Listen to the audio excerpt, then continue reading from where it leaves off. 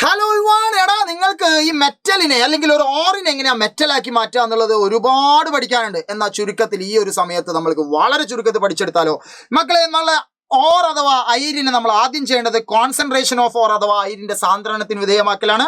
അതിൽ 4 മെത്തേഡാണ് നിങ്ങൾക്ക് പഠിക്കാനുള്ളത്. ലെവിഗേഷൻ അഥവാ ജലപ്രവാഹത്തിൽ കഴുകൽ, ഫ്രോത്ത് ഫ്ലോട്ടേഷൻ അഥവാ പ്ലവന പ്രക്രിയ, മാഗ്നറ്റിക് സെപ്പറേഷൻ അഥവാ കാന്തിക വിഭജനം, ലീച്ചിങ് അഥവാ ലീച്ചിങ് തന്നെ. ഇതിൽ 4 ഏതെങ്കിലും ഒന്ന് ചെയ്ത് നമ്മളെ ആ ഒരു ഓറിനെ നമ്മൾ സാന്ദ്രണം കോൺസെൻട്രേഷൻ ഒക്കെ ചെയ്തു കഴിഞ്ഞതിന് ശേഷം വീണ്ടും വണ്ടി പോട്ടെ ടിൻ ടിൻ ടിൻ ടിൻ എന്താ ചെയ്യണം? ആ പറയുന്ന ഓറിനെ നമ്മൾ എന്ത് ചെയ്യണം? അതിൽ നിന്നും മെറ്റലിന് എടുക്കണം. Extraction of metal from concentrated ore. സാന്ദ്രീകരിച്ച അയിരിൽ നിന്നും നമ്മൾ ലോഹം വേർതിരിക്കുന്നു. അതിനുവേണ്ടി ആദ്യം ഓറിനെ നമ്മൾ ഓക്സൈഡ് ആക്കണം, അതിനുവേണ്ടി ചൂടാക്കണം. അത് 2 തരത്തിലാണ്. അത് ഒന്നുകിൽ കാൽസിനേഷൻ അല്ലെങ്കിൽ റോസ്റ്റിംഗ്. ഇങ്ങനെ ചൂടാക്കി കിട്ടുന്ന ഓക്സൈഡിൽ നിന്നും ഓക്സിജൻ ഒഴിവാക്കണം. അതാണ് നിരോക്സീകരണം എന്ന് പറയുന്നത്, റിഡക്ഷൻ എന്ന് പറയുന്നത്. അങ്ങനെ റിഡക്ഷൻ ഒക്കെ കഴിഞ്ഞ് നമുക്ക് മെറ്റലൊക്കെ കിട്ടി.